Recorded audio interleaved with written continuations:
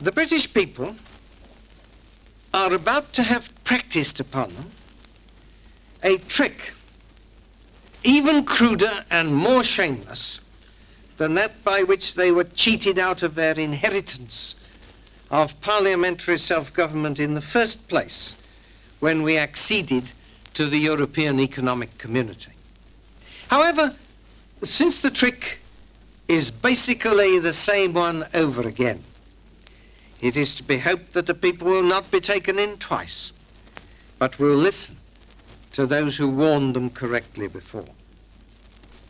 When the proposal that Britain should join the common market was put forward in 1971 and 72, and again when at the referendum it was proposed that British membership should be confirmed, the public were told, officially and solemnly by the political parties, that the British Parliament would lose none of its effective power.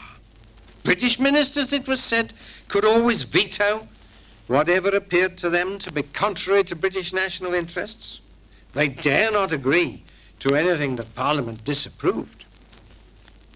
Those who warned that the first step was being taken towards the political unification of Western Europe and the degrading of the United Kingdom to the status of a European province were laughed to scorn.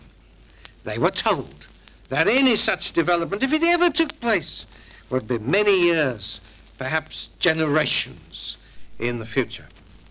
Well, the referendum had not been over for 6 months before the government and the political parties were singing a different tune. The veto, it appeared, was more often a veto in reverse, a veto which others could use against what we wanted or proposed, but which we could not use to protect ourselves against what we did not want. A classic example is fishing, where unless the rules of a community are changed, the fleets of all the other members will be able to fish right up to our beaches. We cannot veto this because it's in the treaty, which the Conservative government signed and the Labour government failed to renegotiate. It is the status quo. But any change in it that we want, such as an exclusive 50-mile zone for our fishermen, can be vetoed out of hand by any of the members, even by landlocked Luxembourg. Month after month, we have had ministers coming to the House of Commons and declaring themselves opposed to community policies. Why, they positively encourage the House of Commons to vote against those policies. Then they go off to Brussels, and presently they come back, having agreed to those very policies, wringing their hands and saying, we don't like this any more than you do, but we had to accept it because it was part of a package. Now, of all silly sayings, one of the silliest is the saying, you can't put the clock back. Of course you can put the clock back, and you often do.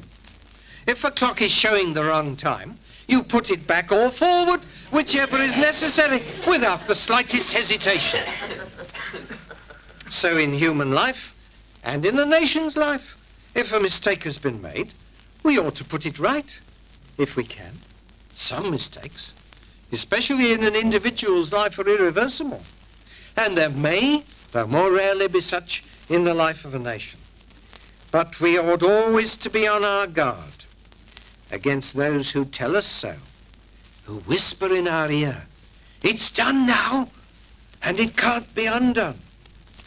For those are commonly the voices of cowardice or indolence, and sometimes of downright evil intent.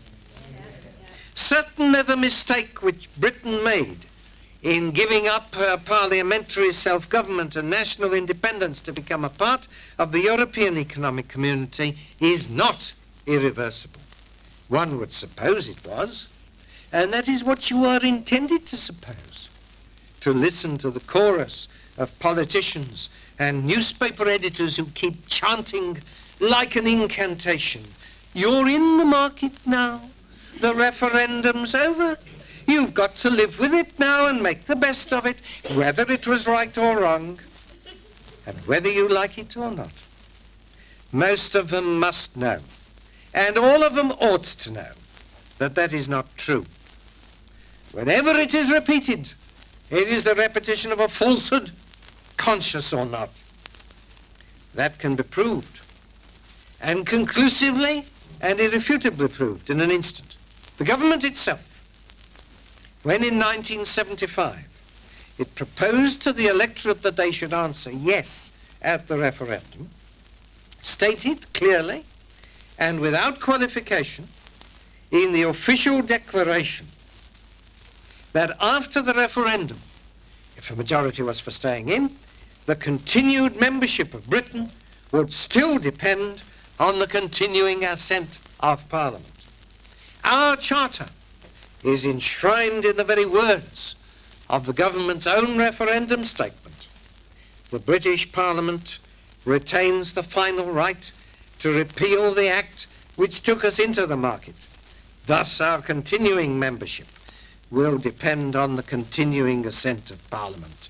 No room there for the suggestion that now the referendum's over, it's all settled. No.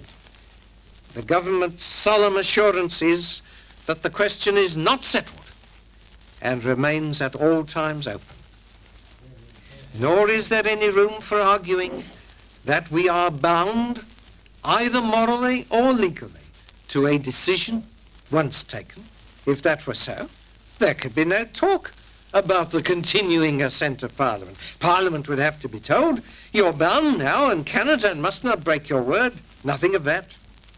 Parliament, which is to say the electorate who create parliaments, is as free at any moment to withdraw its assent, either to British membership as such, or to anything argued to be implicit in British membership, as it is to alter the standard rate of income tax, roll on the day, or to repeal the 50-mile-an-hour speed limit, and roll on that day too.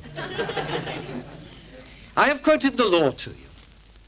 The formal legal position, as the government have officially affirmed it.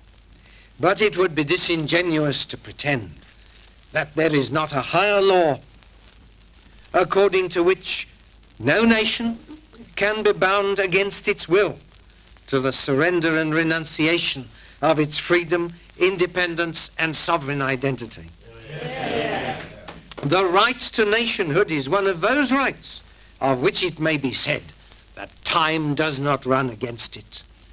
It is not yet known whether the Scottish nation will decide by a majority to resume the status which they relinquished in 1707. But if they do, I would like to hear their reply to those who would tell them that they could not do it because of a treaty of union. History is littered, and some of its most glorious pages are adorned with the instances of nations which reasserted and reclaimed their right to govern themselves and live under their own laws and policies, not after 5 or 10 years of eclipse, but after centuries. It is bitterly ironical that an Englishman of all people should need to argue the point at all to his countrymen, seeing that, historically, we have made the cause of nations rightly struggling to be free our own cause. In doing so, we have been deterred by no superstitious awe before the title deeds of tyrannies or empires.